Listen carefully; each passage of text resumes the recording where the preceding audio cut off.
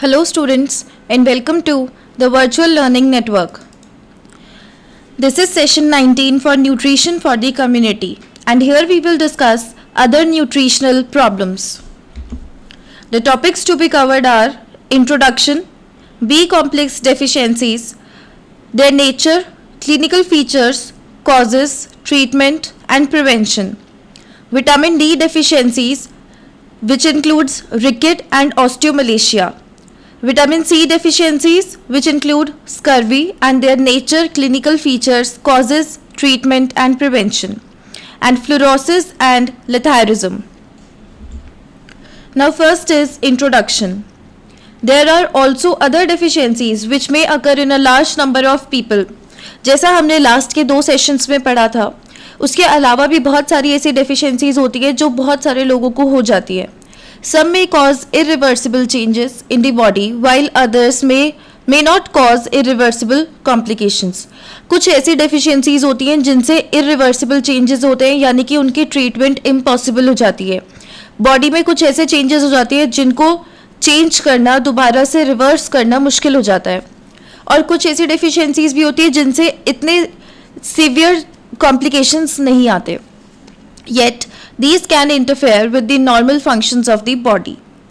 Some vitamin deficiencies are important examples.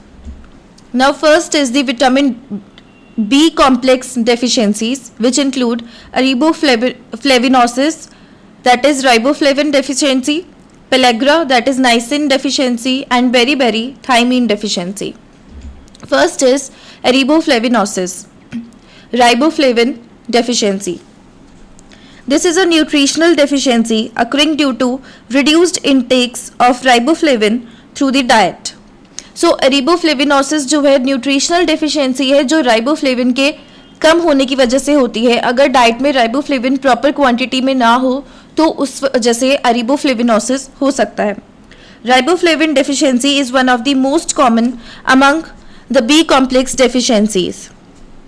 The clinical features include angular stomatitis, glossitis and chylosis. First is angular stomatitis. One of the clinical signs of riboflavinosis is angular stomatitis. The subjects develop cracks on both the sides. Angles of upper and lower lips. So upper lips और lower lips के जो angles होते हैं, जो edges होती हैं sides, उन पे क्रैक्स आ जाते हैं.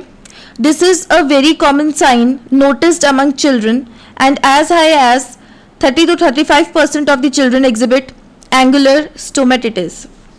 सो 30 से 35% जो चिल्ड्रन होते हैं जिनमें ये प्रॉब्लम रहती है रिबोफ्लेविनोसिस की, उनमें सबसे बड़ा सिम्टम जो नज़र आता है, कॉमनली जो नज़र आता है, वो होता है angular stomatitis. There is usually not much of discomfort and because of this children and adults ignore it. इस सिम्टम की वजह से ज़्यादा प्रॉब्लम्स नहीं आती चिल्ड्रन में, इसीलिए चिल्ड्रन भी उसको इग्नोर कर देते हैं और अडल्ट्स भी. Next clinical feature is the glossitis. This is particularly common among women, especially during pregnancy. The tongue becomes raw and red. There will be a burning sensation whenever foods which are hot and rich in spices are consumed. The tip of the tongue is affected first. In severe deficiency, the tongue may develop cracks as well. ग्लॉसिटिस जो होती है वो ज़्यादातर women में होती है pregnancy के time पे. इसमें टंग जो है रॉ और रेड कलर की हो जाती है, बहुत सूख जाती है. जब भी कुछ खाना खाते हैं, अगर वो हॉट हो या फिर मिर्च वाला हो, तीखा हो, तो उस वजह से बर्निंग सेंसेशन होती है जीभ पर, टंग पे, और कई बार उसमें क्रैक्स भी आ जाते हैं. Next symptom is the cheilosis. The lips develop cracks and become red. The subject में ऑल्सो लूज एपेटाइट. काइलोसिस में लिप्स पे क्रैक्स आ जाते हैं और रेड कलर में चेंज जाते हैं, और जिसको ये प्रॉब्लम रहती है उनकी भूख भी मिट जाती है. There are the causes. Riboflavinosis is due to dietary inadequacy of riboflavin. So basically ये जो डेफिशिएंसी होती है ये राइबोफ्लेविन की कमी की वजह से होती है. और green leafy vegetables, milk, organ meats are good sources of riboflavin. और इस वजह से इस बीमारी में ग्रीन लीफी वेजिटेबल्स, मिल्क या फिर ऑर्गन मीट्स खाना बहुत ज़रूरी हो जाता है. Next is the treatment. Now, patients suffering from riboflavinosis should be given one tablet of B complex daily for about 1 week to 10 days. जिन लोगों को ये बीमारी होती है उन पेशेंट्स को एक टैबलेट रोज देनी चाहिए बी कॉम्प्लेक्स की, एक हफ्ते या 10 दिन तक, जैसे भी डॉक्टर सजेस्ट करें. Now the prevention. Milk is a good source of riboflavin. अगर हम मिल्क रोज कंज्यूम करें तो ये प्रॉब्लम आएगी नहीं. Communities should include food rich in riboflavin like green leafy vegetables, whole cereals and pulses, and cheaper nuts in their everyday diet to prevent riboflavinosis. Next is pellagra, that is the niacin deficiency. This is a nutritional disorder due to the deficiency of niacin, one of the B complex group of vitamins in the diet. Though it is not as common as riboflavinosis, pellagra is more frequently seen in the Telangana region of Andhra Pradesh and adjoining parts of Maharashtra and Karnataka. So, ये जो nutritional disorder है ये होता है niacin की कमी से, और ज़्यादातर कॉमन नहीं है जितना riboflavinosis है, लेकिन जो पेलाग्रा है वो ज़्यादातर साउथ इंडिया में ज़्यादा फ्रीक्वेंटली हम देख सकते हैं, तेलंगाना रीजन में, आंध्र प्रदेश की, और महाराष्ट्र कर्नाटका के एडजॉइनिंग पार्ट्स में, यानी कि उसके बॉर्डर रीजन पे. Now the clinical features include dermatosis, that is the skin changes. Patients suffering from pellagra exhibit typical skin changes. These changes are symmetrical and are evident only on the parts of the body exposed to the sun like forearms and legs, face and the exposed parts of the neck. The skin becomes dry and scaly. So dermatosis होती है skin changes. जिन लोगों को pellagra की deficiency होती है उनमें बहुत सारे स्किन चेंजेस आते हैं और ज़्यादातर बॉडी के उन पार्ट्स पे नज़र आते हैं जो सन से एक्सपोज होती है, जैसे कि फोर आर्म्स, लेग्स, फेस और नेक. और यहाँ पे क्या होता है कि स्किन जो है ड्राई और स्केली बन जाती है. Next is diarrhoea, that is loose motions which is also present in the niacin deficiency. In some cases of course this may be absent. Then are the mental changes. कुछ patients जो pellagra से सफ़र कर रहे हैं उनमें कुछ mental changes भी आते हैं, which includes irritability, forgetfulness and loss of orientation. Now the causes. Pellagra has been known to be common in countries where maize is a staple food, staples such as Mexico. So pellagra ज़्यादातर उन countries में होता है जहाँ पे मेज़ जो है वो स्टेपल की तरह लिया जाता है, यानी कि कॉमन फूड होता है, जैसे कि Mexico. The niacin in maize is in a bound form and is not available to the body. So यहाँ पे जो मेज़ में जो नाइसिन होता है वो बाउंड फॉर्म में होता है और बॉडी को डायरेक्टली नहीं मिल पाता. Hence, people who consume maize as a staple cereal have greater chances of developing pellagra. In India, however, the disease is common in areas where jowar is the staple cereal, like in the Telangana region of Andhra Pradesh and the adjoining Maharashtra and Karnataka. This is because of the presence of excessive amounts of the amino acid leucine in jowar, leading to an imbalance between leucine and isoleucine. Now the treatment. Nicotinamide is the drug of choice. So pellagra की treatment के लिए nicotinamide use किया जाता है. ये एक compound होता है जिसमें नाइसिन एज अ पार्ट होता है. Niacin as such is not given because when taken in large doses, it produces some unpleasant effects like the face and body becoming hot and red, nausea and vomiting. सो नाइजिया बहुत ज़्यादा dose में नहीं लिया जाता, बहुत कम amount में लिया जाता है, क्योंकि अगर वो बहुत ज़्यादा लिया जाएगा तो उस केस में थोड़े फिजिकल चेंजेस आ जाते हैं. फेस और बॉडी जो है हॉट रेड हो जाती है, नोजिया होता है और वॉमिटिंग भी हो जाती है. So nicotinamide brings dramatic relief to patients suffering from pellagra. Generally, a dose of 300 mg per day is given. Along with it, B complex tablets are also given. Then prevention. The important aspect of prevention is encouraging communities to consume mixed cereal diets so that adequate niacin is available in the diet. So इसमें important aspect ये होगा, इसको हम prevent कर सकते ताकि जैसे कि अगर हम मिक्स सीरियल डाइट्स को कंज्यूम करें जिसके अंदर नाइसिन एडिक्वेट अमाउंट में प्रेजेंट हो. Communities should be educated to consume diets based on not only on jowar but also rice और wheat. In addition, inclusion of pulses even in small amounts is useful in the prevention of pellagra. Nuts, oil seeds and organ meats are also good sources of niacin. Next disease is beriberi, which is the thiamine deficiency. Beriberi is a nutritional deficiency disease caused by the deficiency of the vitamin thiamine in the diet. The disease is rare in our country. हमारी country में ये जो disease है beriberi, ये बहुत कम लोगों में देखा जाता है. The clinical features include the patient complains of the feeling of pins and needles and numbness in the leg. Leg सुन हो जाती हैं इन पेशेंट्स की, उसमें पिन्स और नीडल्स जैसी फीलिंग आ रही है, जैसे कि कोई पिन्स या नीडल्स चुभा रहा है, और नंब हो जाते हैं लेग्स, यानी कि बिल्कुल सुन हो जाते हैं.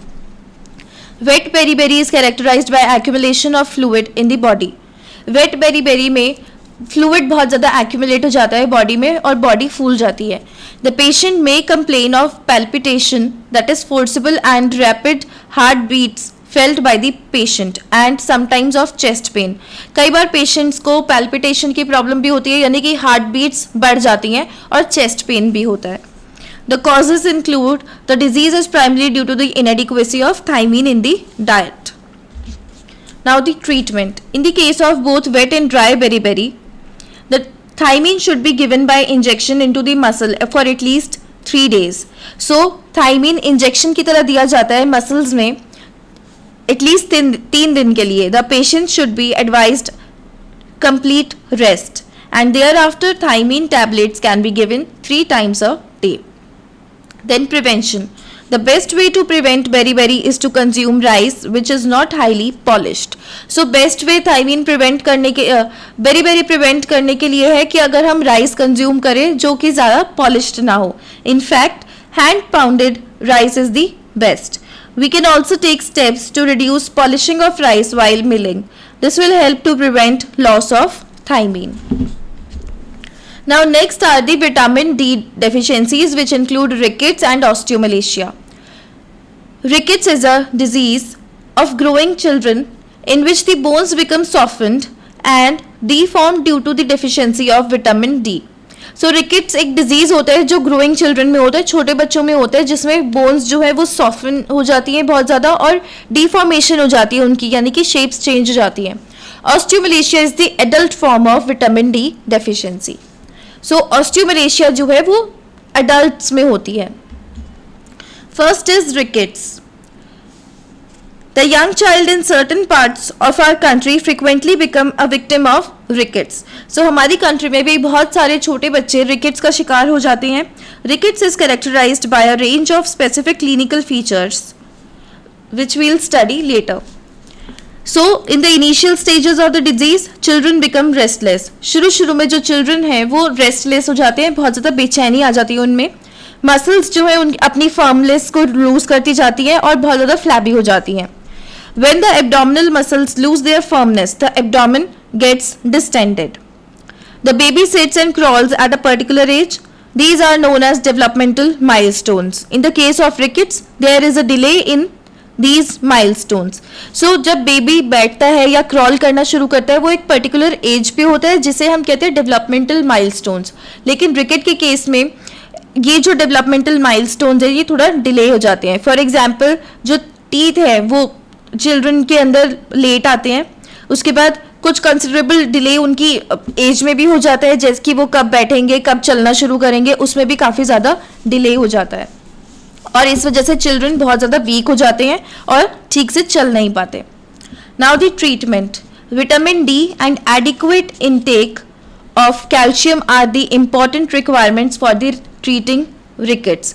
क्योंकि बोन्स यहाँ पे एसोसिएटेड है, इसलिए कैल्शियम भी उतना ही इंपॉर्टेंट है जितना कि vitamin D. So vitamin D और कैल्शियम इनटेक्स बहुत इंपॉर्टेंट है रिकेट्स को ट्रीट करने के लिए. Several preparations of vitamin D R available. These also provide vitamin A. Generally, cure results with daily treatment of vitamin D for about 4 weeks.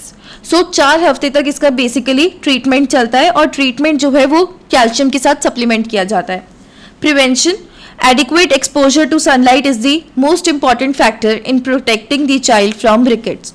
So rickets से अगर protect करना है चाइल्ड को तो उनको एडिक्वेट एक्सपोजर देने की ज़रूरत है ताकि सनलाइट उनको मिल सके, क्योंकि sunlight is the best source for vitamin D. Then dietary sources are few and the vitamin is found chiefly in fish liver oils and egg yolk. ज़्यादातर डाइटरी सोर्सेज में विटामिन डी नहीं होता, सिर्फ fish liver oil और egg yolk इसके chief sources हैं, तो इसलिए सनलाइट बहुत इंपॉर्टेंट है. Next is the osteomalacia. Now osteomalacia is the adult form of rickets. We come across osteomalacia commonly in women of reproductive age, that is 15 to 45 years of age. This is more common among women who have had multiple pregnancies. The disease is frequently seen among women belonging to low socioeconomic groups depending on poor diets and who are confined to the house. In India, osteomalacia is not that common.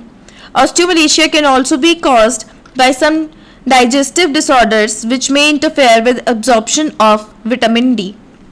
So osteomalacia जो है वो commonly women में पाई जाती है reproductive age में, 15 से 45 साल के बीच में, या फिर उन विमेन में जिसने मल्टीपल प्रेगनेंसीज एक्सपीरियंस कर ली हैं. Now the clinical features which include pain in ribs, hip bone, lower back and legs is the most common complaint. There is muscular weakness and the women usually finds it difficult to climb stairs. Treatment: daily vitamin D is the drug of choice. Very rarely, once a week or fortnightly, injection of vitamin D into the muscles may be necessary. Supplements of calcium should be given as well. And generally, symptoms subside within 4 to 8 weeks. Prevention: free access to sunlight is the best way to prevent osteomalacia. Next are the vitamin C deficiencies which include scurvy. Scurvy is a nutritional disorder due to inadequate intake of vitamin C. It is observed when people subsist for prolonged periods on diets devoid of fresh foods and vegetables. So scurvy एक nutritional disorder है जो कि vitamin C की inadequacy की वजह से आती है, और ये तब होता है जब लोग काफ़ी टाइम तक फ्रेश फ्रूट्स या वेजिटेबल्स का सेवन नहीं करते. Clinical features: most important clinical sign जो होता है स्कर्वी का वो है स्पॉन्जी और bleeding gums. The gums are swollen particularly in the region between the teeth. The causes: scurvy is due to consumption of diets which do not contain fresh fruits and vegetables for very long periods. Treatment: vitamin C tablets should be given to the patients. Vitamin C by mouth is most often adequate. In acute cases, vitamin C injections in the veins will be necessary. So vitamin C tablet दी जाती है scurvy को cure करने के लिए, और vitamin C ज़्यादातर mouth से दी जाती है इसलिए टैबलेट्स लेते हैं. लेकिन जब बहुत ज़्यादा सिवियर केसेस हो जाए जहाँ पे विटामिन सी की कंजम्पशन करना बहुत इंपॉर्टेंट होता है तो वहाँ पे इंजेक्शंस भी लगाए जाते हैं वेन्स के अंदर. It should be followed by administration of vitamin C by mouth continuously. Prevention include the food sources like amla, guava and citrus fruits which are the rich sources of vitamin C. Amla is in fact the richest source of vitamin C. Similarly, sprouted pulses like whole Bengal gram are good sources of vitamin C. Next is fluorosis. Fluorosis is disease caused by consumption of excessive amounts of the mineral fluorine for long periods. अगर fluorine की consumption बहुत ज़्यादा amount में की जाए तो उसकी वजह से फ्लोरोसिस हो जाता है. Causes include the main source of fluoride for us in India is drinking water. अगर पानी में फ्लोराइड बहुत ज़्यादा अमाउंट में है तो उस वजह से फ्लोरोसिस होता है. Drinking water should contain less than 1 milligram per liter of fluoride. Clinical features include dental fluorosis and skeletal fluorosis. In children living in areas where fluorosis is common, the disease affects only the teeth. उन बच्चों में जहाँ पे fluorosis बहुत common है तो वहाँ पे ज़्यादातर डिजीज़ जो है वो टीथ को अफेक्ट करता है. The teeth lose their shine and chalky, white patches appear on teeth. Teeth जो है अपनी शाइन लूज कर देते हैं, चॉकी टाइप के हो जाते हैं और उन पे वाइट पैचेस आ जाते हैं. This is known as mottling of teeth. Mottling is considered as an early sign of fluorosis. Next is the skeletal fluorosis. In